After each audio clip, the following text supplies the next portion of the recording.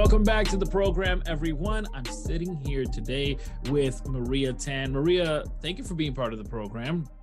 It's a pleasure. Thank you for having me, Miguel. Yes, ma'am. For those who are not familiar with the work you're doing, let them know about yourself.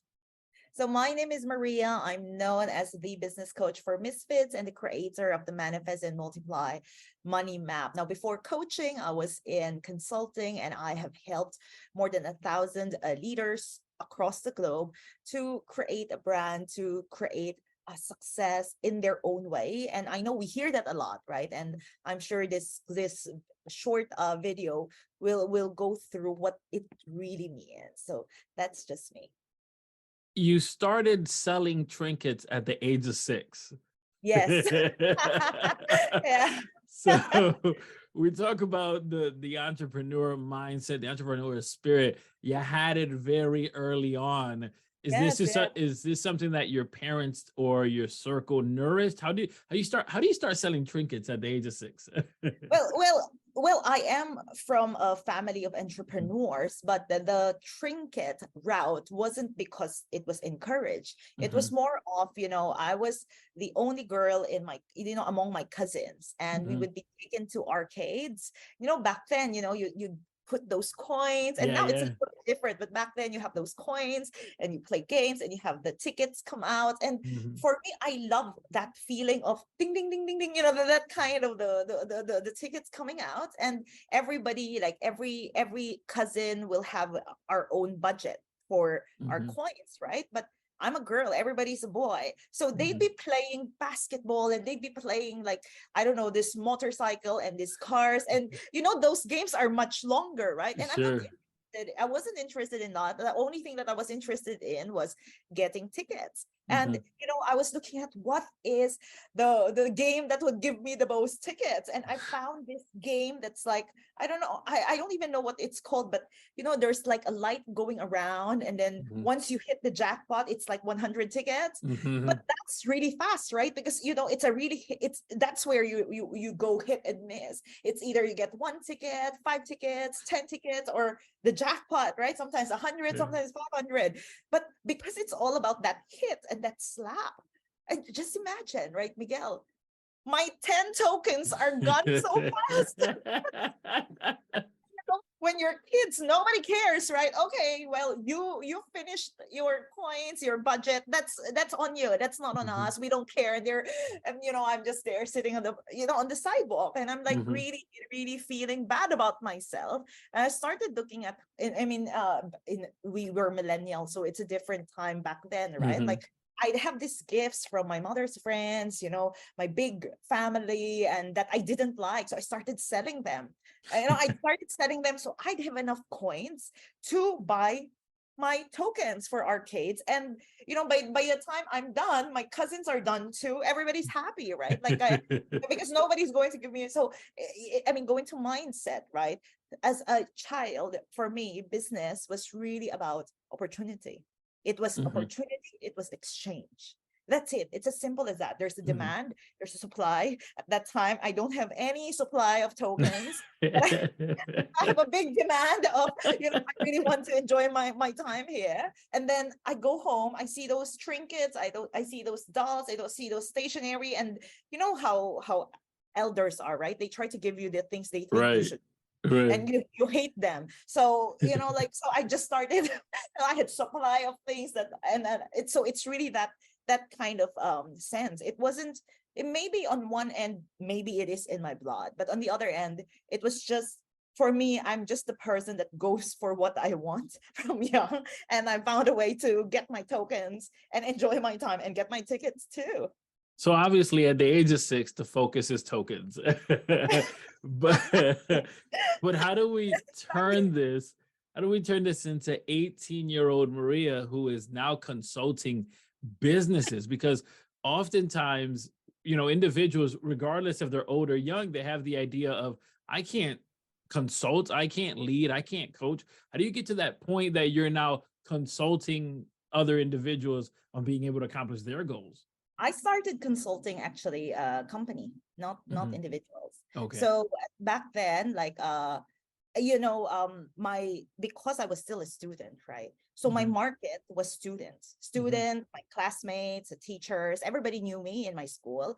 And then of course I also supplied the local grocers with dried confectionery goods from Thailand back then. So that was what I was doing. So in the summer, guess what? I don't have sales. I don't have anyone to sell to, right? So anyway, one of the family, like my mom, my parents' friend, she owns this retail company, so FMCG. Mhm. So she was supplying like bags. So bags, she has her own brand. She's supplying like the top malls, and at first she needed an encoder. Back it was the start of digitization, right? The Mhm. very very start. So this was like in the early 2000, 1999, maybe 2000. Mhm. So I started doing that. Like I was encoding, and then I was young. Of course, I'm faster than everybody. But like it's like Yeah. just imagine ask your 5-year-old niece or nephew to do something on the Mhm. computer, and they're much faster than you, right? So I was faster, and then later I think I was moved now to accounting, and I started looking at timekeeping and all these sheets, and then I started now. I think my aunt was blown away, like with what I was able to do. And when school started again, she asked me to come every week. So she said, okay, I'll have the driver pick you up. I want you to consult with us on, let's say, like at that back then, I was very good at gaps. Like what Mhm. is, like at that time, their sales was down. And the one that the one thing I saw that contributed to lowered sales was their employees were unmotivated. So they becoming because I was looking at their Mhm. timesheet, right? And all the time, like I think maybe 80% of the timesheets across the whole nation, like I would look at Mhm. everybody's timesheets, everybody was late, two Mhm. minutes, 3 minutes. And I know it sounds like so small, right? 2 minutes and 3 minutes, but for me, it tells a lot of stories. So that way, like my aunt was saying, I want kind of like I want a fresh perspective, maybe a Mhm. younger perspective even. So I started doing that. So it was actually way before 18, maybe like 14 or 15. That was Wow. back then, yeah. Yeah, it was kind of like, and then she of course she knows my Mhm. background in selling and buy and sell from it's a small community. Right, So right. she knew all that. When we talk about the entrepreneur spirit and the CEO mindset, oftentimes, we may elevate our thought to the Fortune 500 people or Fortune 500 companies, and it's like, well, I'm obviously not going to be on the Forbes list, right? So then it's like, well, I don't have the CEO mindset, but it seems to be that the CEO mindset is much more simpler because a 6-year-old had it, an 18-year-old have it. And so, how do we explore and develop the CEO mindset? And I suppose the better question is, what the heck is it? So let's start with the idea of the CEO mindset, Hmm. right? If you think of, let's say, any top or look at the Fortune 500, Hmm. what is their focus on a daily basis? They're not focused on the limitations. They're not focused on the cost. They're focused on their desires. So they're focused on what am I creating? What do I want? And I think society has told us not to dream, right? Oh, don't be a dreamer, you won't succeed, etc. So the one word that separates the CEO mindset and the employee mindset is the word limit. For an employee mindset, it's very limited to the task at hand. Oh, that's not my job. Why should I do this? That's not my job. But the CEO mindset is so focused on what it wants to create. There's no limit. It's more of, I remember who was this? Jeff Bezos. Was it? Yeah, Jeff Bezos, who wanted to the one day, same day delivery with Amazon. And Hmm. everybody on his board was like, no way. But Jeff Bezos was just focused on how do we do it? I'm sure everybody, because at the end of the day, I think it's like I think in entrepreneurship, it's always who has the most conviction, not necessarily passion, because passion can easily, I think I see it as a fire. It can easily be, killed. Hmm. Like a naysayer, a troll can kill your spirit very fast. Hmm. But if you're so committed to that idea that you want to birth, whatever that is, the idea, the world, the new vision that you have, it is possible because you're not looking for the limits. You're only looking for how can we make it work. Mm, You're not looking for any reason why it will fail. And of mhm, course, there are reasons. Don't get me wrong. There are reasons, and that's why I think a CEO always needs to have a good COO to balance it out, to keep everything in mhm, check. But at the same time, we kind of like really want to look at where are we focused, where are we going. And for me, all like I've coached so many people, and all of them will come and tell me, Maria, I know what I want. But when I ask them to articulate that, I can guarantee you they don't know how to. They realize I didn't even know what I wanted, because mhm. that concept they have in their mind is something like, I just want to be paid to be me. I just want, I don't know, X amount. I just want to have as much ridiculous money as I want. But there's a lot of like details there. And the CEO, yes, you're focused on the opportunity, but you're also seeing all of it functioning all at the same time, right? You're not looking at, oh, when I get to, I don't know, 6 figures, I'm done. So Mhm. if you look at the top, they're not, of course they love money, right? But money is not the end goal. It's a bonus. It's a given in this world, right? Of course we want to be monetizing all the time. So I think that's the difference with a CEO mindset and employee mindset, and how like everybody who's listening here you can apply the CEO mindset in relationship. You can apply the CEO mindset with your finances, with your dreams. If you're still a student, with where you see yourself. It's more of what is it that you want, and what are you willing to do to get there? Who are Mhm. you willing to be to get there? Because I can guarantee you, everybody will tell you your crazy idea is crazy, until of course somebody pays you for it, and like, oh my god, why didn't you ask me to invest in your business? Yeah, I love the comparison versus the CEO and the employee, right? The employee mindset is, okay, when's the next paycheck? What's my Yes, next project? And I've even heard people who say, well, I don't work here, or I just work here, right? And it's like that's a lack of ownership and alignment of values with yourself and the organization. Because if I'm going to this organization and clocking in and out every single day, that's 8 hours a day, roughly 40 hours a week. And to just say, well, I just work here. It's like, how you I just work. That's like me saying I just live here. I just live in my house, but not be associated with yes, all of the things that need to be done. yes. It's like I think people are afraid to be Mhm. invested, Mhm. because they're again, it's the limitation of, oh, I was disappointed in the past, I had a bad boss, people told me so and so. So I think that vulnerability to be invested and engage in what they're doing, I think that's a gap. And I don't know, I think society, or even school has taught us to be cautious. And I think Mhm. instead of cautious, I feel, what if our education was all about connectivity? What if we were taught that, what if you're just connected with yourself, connected with the work that you're doing, and just be present? Because there's a huge difference, right? When Mhm. you're there, you're present, like things would flow faster. When you're communicating with another organization, another department, you'll not hear complaints, but you're hearing for, please help me, how can we make it work? How do we do this? Give us some strategy here. How do we have that mindset where, as versus seeing limits, we see opportunities, and close that gap so that we could be much more vulnerable and in tune to these opportunities? I think the focus is, how do I? Mhm.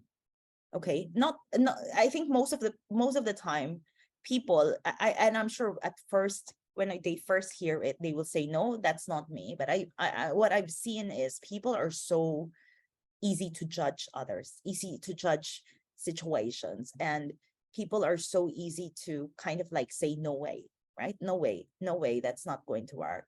But I feel like, what if we shift that, and it can be a pattern that you're not even aware of. Mhm. So every time you're feeling like, but I cannot do that, or but how, I suggest to add the word, how do I? Like, how do I? Okay.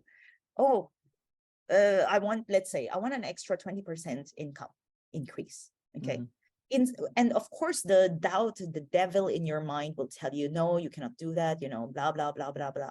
I think you need to focus on, how do I get there? And stay with that, how do I get there, versus the no. Because I know, like, people tell you, oh, but I'm stuck in the how. It's not they're stuck in the how. They're stuck in the how you cannot, not how you can. Most of the times, Yeah. because they're now listing down the things that how I cannot. Oh, but I cannot do that because, but I cannot do that because they're not really stuck in the how you can. Right.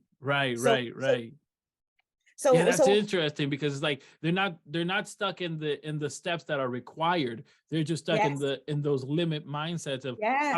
how dare I dream this big. Yes. Yeah. How dare you? Who are you? How Mm, entitled do you feel? And I feel like that is the big gap. So it's a small shift, really. Every time you catch yourself, that moment when you're thinking, oh, I'll give you a really basic example, and I mhm. think this will touch everybody's hearts. When you go to a restaurant, or not just restaurant, any takeout, whatever, or go to a friend's place, if you're served food that you don't like, what do? Especially if you paid for it, maybe a potluck, you've paid for it, or It, your restaurant, do you eat it or do you just leave it? it depends. Most often, if it's like ordered, took it home, it's like that was not what I wanted, but I'm already here. Exactly. See, Hmm. exactly. Because that thought of throwing it away, the first thought that comes to you, what a waste. What a Yeah. waste. How entitled am I? How dare I just throw away food when the world is, suffering, etc., etc., etc., right? Hmm. But but why would you, for me, that just shows how much BS you're tolerating in your life. Mm. Imagine how staple food is, how very basic food is. So just imagine if you go to a restaurant, to a coffee shop, and you ordered, let's say, a drink that you wanted hot, you're served cold, you're saying, oh, that's okay, that's okay. You gave me hot, if you give me cold, that's okay. I don't want to be a bother to others. Hmm. So just imagine, right? It's the same. It's like limit. I don't want to bother you because it's unfair to you or whatever, right? Like whatever that ego tells you. So now you're now closing off all the opportunities that is possible. Imagine how much you're tolerating by seeing money as a reward, by seeing the lack of money as a discipline. Because if you're thinking, oh, but I'm already here, let me just eat it, the first thought that comes to you is a waste of money. I don't want to throw this away because I've paid for it. Hmm. So just imagine how many relationships are tolerated just because I've paid my dues here.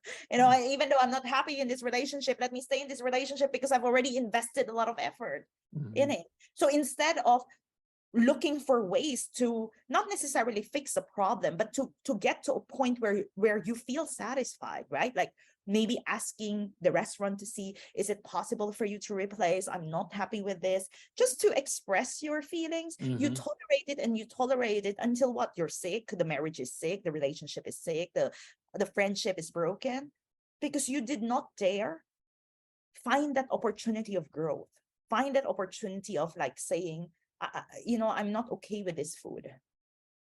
It's very good. In the beginning of the year, individuals will set up a New Year's resolution Yes. or set up goals. And then on the other side, we have individuals that will set up one word, and this one word anchors everything they do. On this spectrum, if you will, are you leaning more towards one word or more towards setting New Year's resolutions?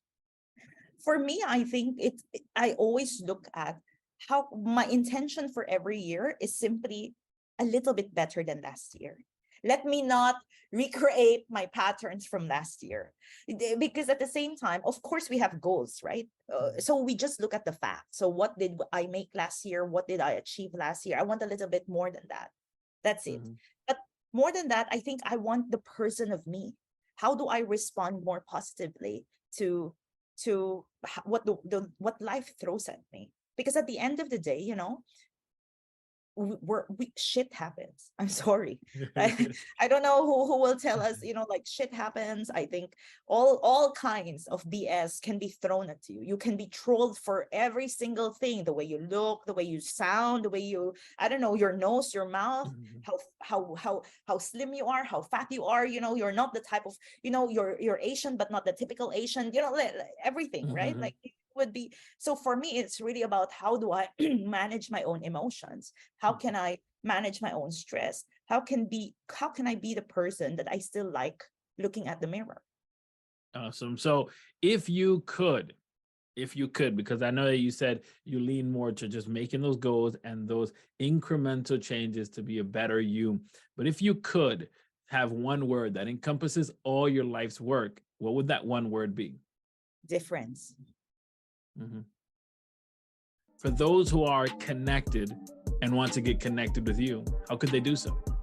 Oh, I am all across social media. I'm new to Clapper. I just figured out Clapper, but I am all across social media. My handle is @Maria_K_Tan. I'm on YouTube, Instagram, TikTok, Clapper. So do come, check me out. Let's stay connected. And I am here really wishing everybody listening that, at the end of the day, the CEO mindset, we all have it. But sometimes we just need to turn it on, because nobody, like when you're young, nobody said, oh, wow, you have a CEO mindset. I remember when I was young, people hated the fact that I was going after what I want, because that was not normal. So I think it's really about owning who you are and allowing yourself to be okay that not everybody will like you.